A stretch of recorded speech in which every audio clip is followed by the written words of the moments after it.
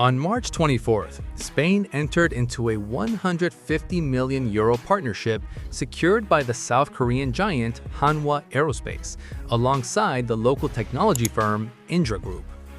This ambitious program targets the procurement of 128 K9 Thunder artillery units, supported by a logistics ecosystem that includes 120 ammunition resupply vehicles, 11 integrated command and control units, and 21 tactical recovery vehicles. On the other side of the world, on March 22, 2026, Japan officially signaled its readiness to send its world-class minesweepers to the Strait of Hormuz, provided a ceasefire agreement is reached between the United States, Iran, and Israel. Let's break down these news stories one by one. Starting with the first report. The operational lifespan of Spain's current artillery is nearing its end, forcing the country to find a timely replacement before facing a capability gap. However, Spain doesn't just want to buy off-the-shelf equipment, they want to build it themselves. And South Korea has stepped in as the partner that can help Spain realize that ambition. Seoul, through Hanwha, is slowly but surely positioning its manufacturing capacity as the new backbone for NATO weaponry. By adopting the K9 chassis, which is already operational in Norway, Poland, Finland, Romania, and Estonia, Spain is not only cutting billions of euros in research and development costs, but also guaranteeing seamless logistical interoperability with other Western allies. The K9 Thunder platform offers a tremendous leap in capability compared to legacy artillery systems. The system is designed around the doctrine of rapid maneuverability, where the artillery can move in, unleash a barrage of high-precision fire from over 40 kilometers away, and then relocate it within minutes to avoid enemy counter-battery fire.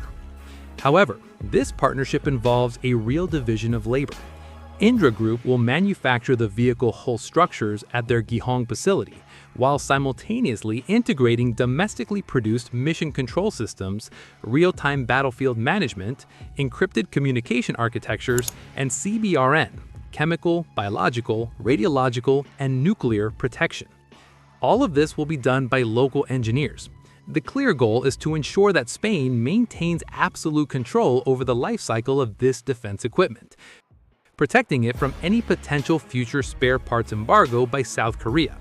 While South Korea has never done this, the potential always exists if relations were to sour in the future for any reason. While Europe is busy strengthening its continental defense lines, the United States is intensively focusing its geopolitical pressure on its other Asian allies to share the burden of maritime security. Japan's absolute dependence on the Strait of Hormuz, which supplies about 90% of its national crude oil needs, means Japan must move quickly to secure its economic stability, which is highly vulnerable to disruption. Iran, with an estimated stockpile of up to 6,000 naval mines, could paralyze the traffic of giant tankers and degrade the global energy supply chain. This cunning tactic poses a very real threat to the energy economies of both Japan and South Korea. To neutralize this threat, Japan is preparing to deploy the best minesweepers in the world. Armed with real-world experience dating back to the end of World War II, Japan has developed naval mine countermeasures vessels that are ready for the task. Among them, they rely on the Awaji-class mine hunters, which are specifically built with thick, fiber-reinforced plastic hulls to minimize their magnetic signature, preventing the detonation of influence mines. These advanced vessels are equipped with high-frequency hunting sonar systems and unmanned underwater vehicles capable of detecting and eliminating seabed anomalies without exposing the crew to high risks. Combined with Enoshima-class minesweepers and Hiroshima-class minesweepers, as well as airborne sweeping systems using MH-53E heavy helicopters from Uraga-class command ships, Japan possesses a layered structure that is highly ideal for high-volume mine clearance operations in shallow, debris-filled environments. That statement emerged officially from quotes published by the media from Japan's foreign minister, Toshimitsu Motegi. However, there is a strategic dilemma for Tokyo. It doesn't rest on a lack of technical capability within the fleet, but rather on their strict constitutional limitations. Article 9 of their pacifist constitution sets an extremely high legal threshold for deploying military forces beyond their sovereign territory.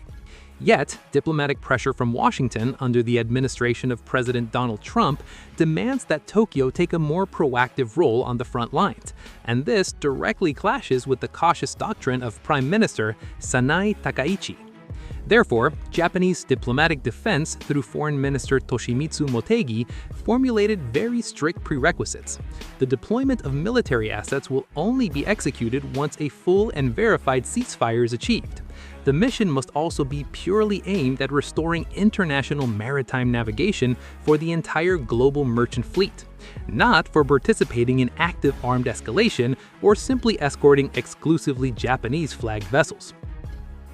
This rigid stance reflects the incredibly complex tug-of-war between meeting the expectations of the United States security umbrella, maintaining the lifeblood of domestic economic stability, and strictly adhering to the boundaries of their constitutional legal norms.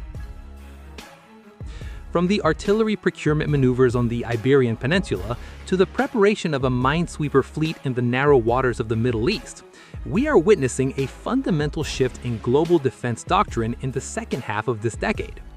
For Europe and the United States, integrating South Korea's defense industrial capacity into the NATO weaponry system is a highly intelligent, calculative step to build logistical resilience and cover Western production gaps.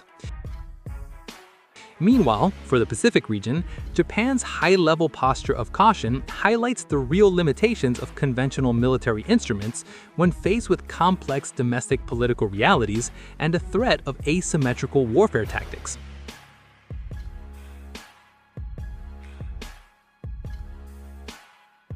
This is clearly not just a momentary panic reaction from security-consuming nations, but a measured strategic adaptation by Western Axis countries and their allies. They are reformulating their defense posture to face a new era, an era where non-state actors or regional powers with limited budgets are capable of disrupting the global geopolitical order simply by exploiting logistical vulnerabilities in the world's blind spots.